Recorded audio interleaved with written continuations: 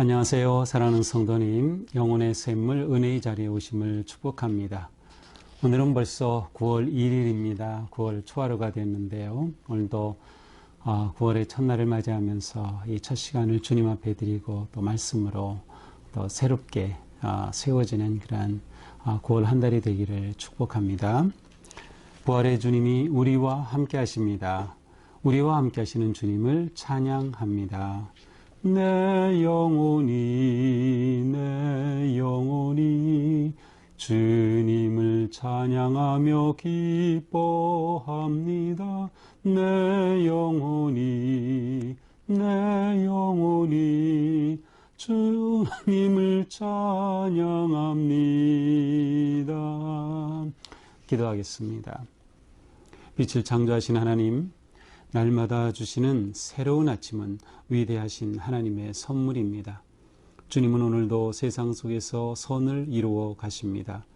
기쁨으로 주님을 섬기고자 하는 마음을 일으켜 주옵소서. 이웃을 사랑하며 주님의 모든 창조물과 함께 평화롭게 살게 하옵소서. 오늘도 하나님의 아들 구세주 예수 그리스도께 온전히 헌신하게 하옵소서. 예수 그리스도님의 이름으로 기도합니다. 아멘. 자, 오늘부터는 열왕기상을 또 새롭게 보게 됩니다. 오늘 열왕기상입니다. 구약성경 열왕기상 1장 1절부터 10절까지 보겠습니다. 다윗 왕이 나이가 많아 늙으니 이불을 덮어도 따뜻하지 아니한지라. 그의 시종들이 왕께 아뢰되 우리 주 왕을 위하여 젊은 처녀 하나를 구하여 그로 왕을 받들어 모시게 하고 왕의 품에 누워 우리 주 왕으로 따뜻하시게 하리이다 하고 이스라엘 사방 영토 내에 아리따운 처녀를 구하던 중 수넴 여자 아비삭을 얻어 왕께 들여왔으니 이 처녀는 심히 아름다워 그가 왕을 받들어 시중 들었으나 왕이 잠자리는 같이 하지 아니하였더라. 그때에 학기세 아들 아도니아가 스스로 높여서 이르기를 내가 왕이 되리라 하고 자기를 위하여 병거와 기병과 호위병 50명을 준비하니 그는 압살롬 다음에 태어난 자요 용모가 심히 준수한 자라. 그의 아버지가 네가 어찌하여 그리하였느냐 하는 말로 한 번도 그를 섭섭하게 한 일이 없었더라. 아도니아가 스루야의 아들 요압과 제사장 아비아달과 모의하니 그들이 따르고 도우나 제사장 사독과 여호야다의 아들 브나야와 선지자 나단과 시므이와 레이와 다윗의 용사들은 아도니아와 같이 하지 아니하였더라. 아도니아가 에르노겔 근방 소헬렛 바위 곁에서 양과 소와 살찐 송아지를 잡고 왕자 곧 자기의 모든 동생과 왕의 신하된 유다 모든 사람을 다 청하였으나 선지자 나단과 브나야와 용사들과 자기 동생 솔로몬은 청하지 아니하였더라. 아멘. 자, 이제 오늘 이제 열왕기상부터 보니까 우리가 잠깐 이제 열왕기상에 관해서 좀 그 배경을 이해하면 이제 더 좋을 것 같습니다. 자, 열왕기상이라고 하면 열왕기하가 또 있다는 것을 알 수 있죠. 그러나 원래 성경에서는 열왕기상하로 구분되지 않고 그냥 왕들이라고 하는 한 책이었습니다. 근데 이것이 상하로 구분이 되었고요. 따라서 지금도 우리가 이 열왕기상하를 읽을 때 두 책으로 읽기보다는 이 연속적인 책으로 읽으면 좋을 것 같습니다. 자, 이스라엘의 역사, 구체적인 역사 기술은 물론 이제 창세기부터 아브라함 때부터 쭉 내려오지만 그래서 그 이스라엘의 역사를 거슬러 올라갈 수는 있겠지만 사무엘 상부터 실제 이런 그 왕들의 역사는 이제 시작이 됩니다.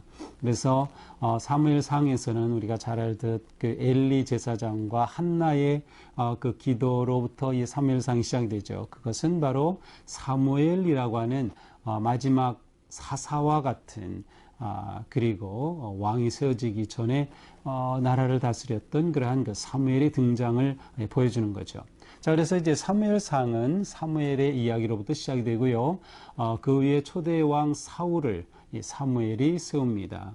그리고 사무엘 하로 들어와서는 온전히 전부 다윗의 이야기입니다. 그래서 사무엘하 전체는 다윗의 이야기. 그 다윗의 이야기 다음에는 누가 오겠어요? 당연히 그의 아들 솔로몬의 이야기죠. 그래서 열왕기 상에 와서는 이제 다윗의 말년에 관한 짧은 글과 함께 솔로몬이 등장하게 됩니다.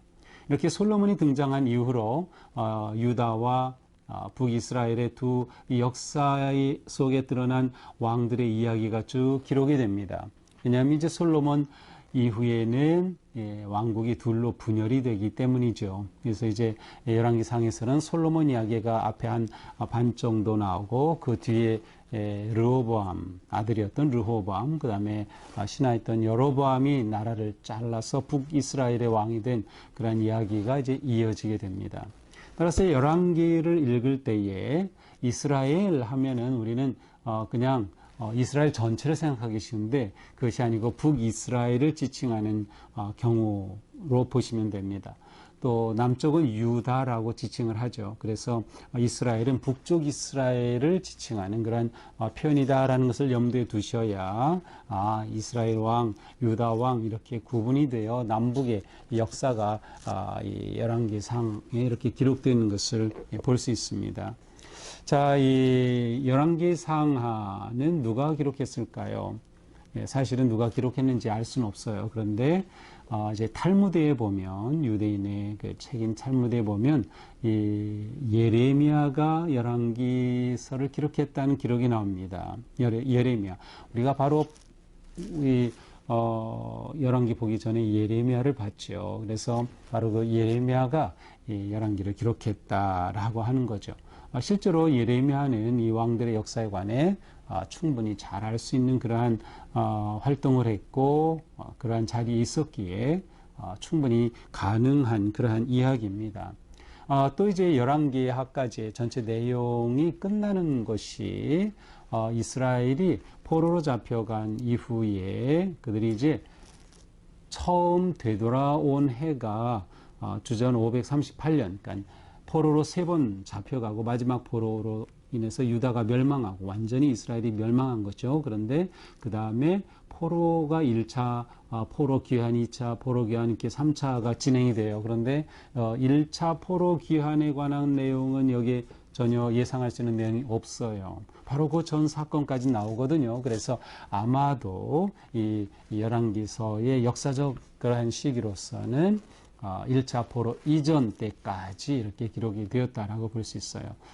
이렇게 말이 나온 김에 우리가 예레미야를 볼 때 예레미야를 통해서 너희가 바벨론의 포로가 되면 몇 년간 있을 거라고 했어요? 70년이라고 했어요. 그래서 1차 포로된 것이 주전 605년인데 1차 귀환이 주전 538년입니다. 그야말로 70년 동안 그들이 포로 생활을 했다는 것을 볼 수 있어요. 그러니까 놀랍게 그 예언이 그대로 성취된 것을 우리가 또한 볼 수 있는 것이죠.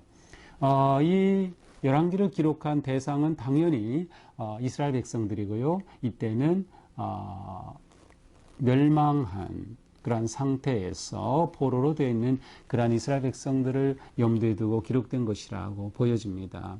그렇다고 하면 이 내용을 통해서 우리가 지금 이렇게 된 것은 이것 봐라. 우리의 왕들이 이렇게 하나님을 배반하고 우리의 백성들이 조상들이 이렇게 배반하고 결국 하나님의 심판을 받은 것이다 라고 하는 그 왕들의 구체적인 꼭 왕만 나오는 것은 아니고 여기에는 특별히 그 제사장들과 선지자들의 이야기도 나옵니다. 그래서 이스라엘이 이리 명하게 된 이런 모든 과정들을 보게 되고 왕들이 또 어떻게 했는가를 보게 되면서 새롭게 이스라엘의 하나님의 은혜 안에 회복될 날을 바라보게 하고 돌이키고 다시금 그 영광을 다윗의 왕의 그 영광을 다윗 왕조의 영광을 되찾고자 하는 그러한 회심과 열망을 불어 넣어주는 그런 아주 중요한 의미가 담겨 있다고 할 수 있습니다.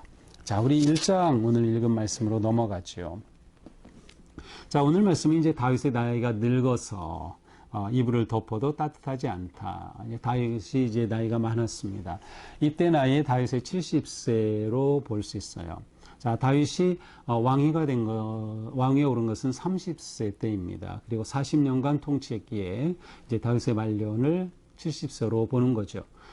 다윗은 처음 왕이 됐을 때는 헤브론에서 통치했고요. 7년 6개월간 그리고 예루살렘으로 이주해서 33년간 예루살렘에서 왕으로 통치하였던 다윗입니다. 자, 이 다윗이 통치한 것은 주전 1010년부터 970년까지 40년간인데 그 위대하고 그 놀라운 다윗 이제는 몸이 다 노쇠했습니다.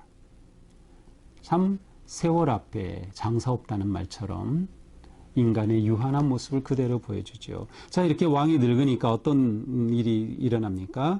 종들이 2절에 보니까 신하들이 왕이 이렇게 노쇠하고 약해졌는데 어떻게 기력을 좀 도울 수 있을까 해가지고 왕을 시중들 그러한 젊은 여인을 구합니다. 처녀라고 되어 있지만 젊은 여인이라는 뜻인데 이 젊은 여자를 구했어요. 그래서 이 처녀로 하여금 왕을 섬기도록 시중 들도록 한 것이죠.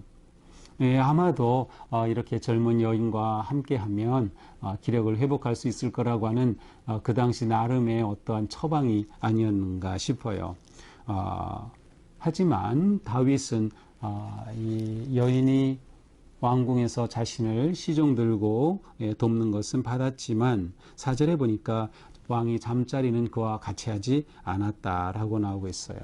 왕이 그만큼 노쇠했다는 뜻일 수도 있고 어쩌면 왕은 의도적으로 그렇게 했을 수도 있습니다. 이때 다윗 왕을 섬기도록 선택된 사람이 바로 수넴 여자 아비삭이라고 하는 여인이었어요.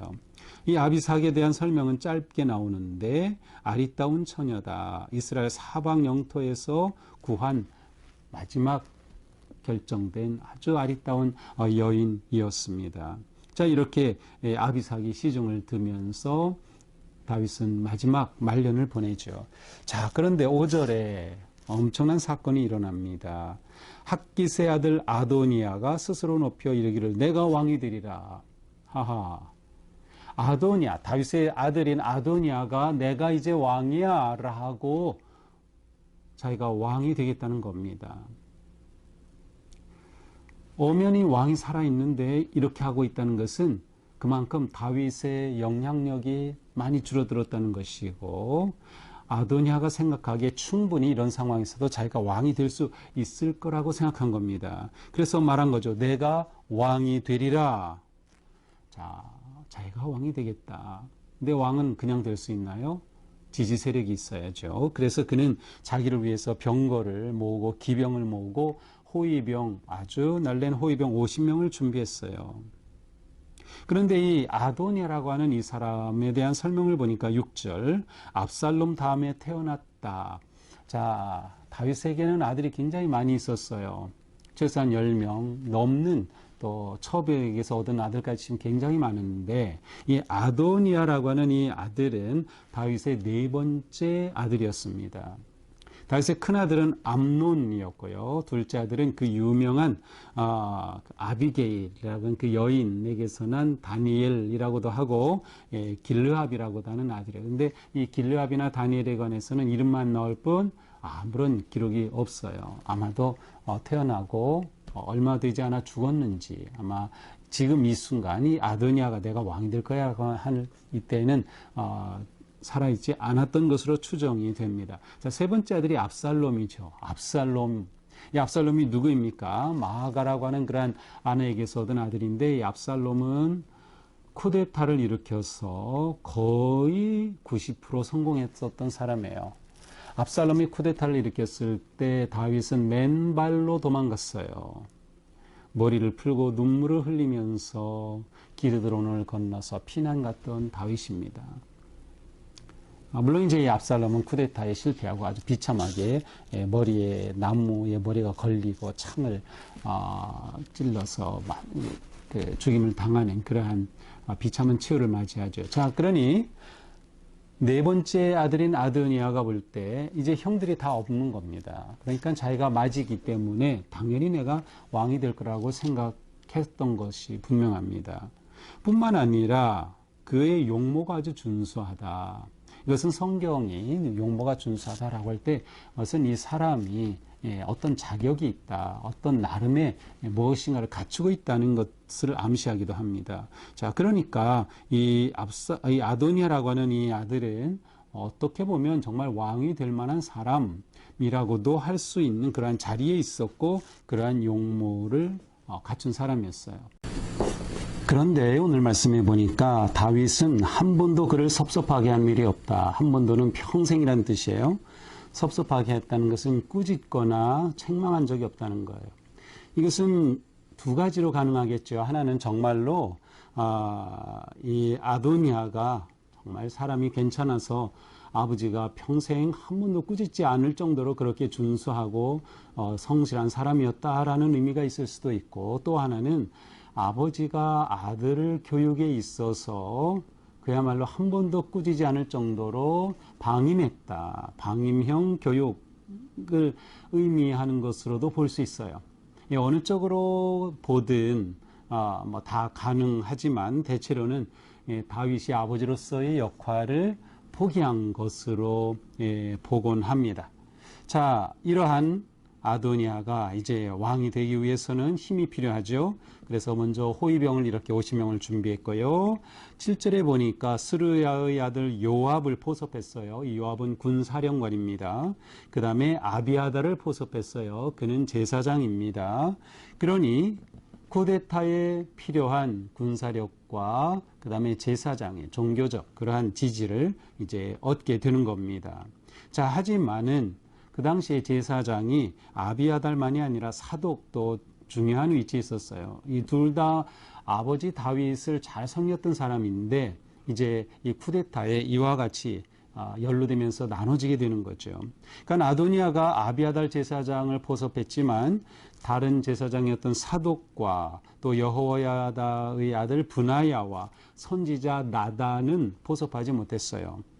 그들은 아도니아와 함께 하지 않은 거죠.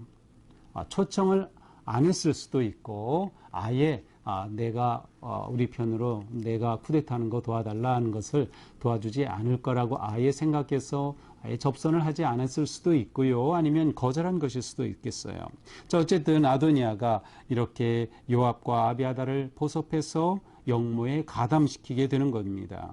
자, 이렇게 한 후에 어디로 갔습니까? 에느로겔 근방 소헬렛 바위 곁에 서서, 이 소헬렛 바위는 제사를 드리곤 하는 그러한 자리였던 것으로 보이는데 거기서 양과 소와 송아지를 잡고 제사를 드리는 거죠.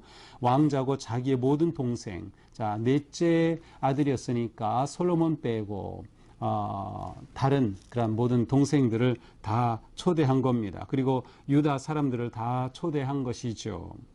그렇게 해서 거기서 뭐를 하는 거예요? 왕이 되었다 선포하는 겁니다. 제사장이 있겠다.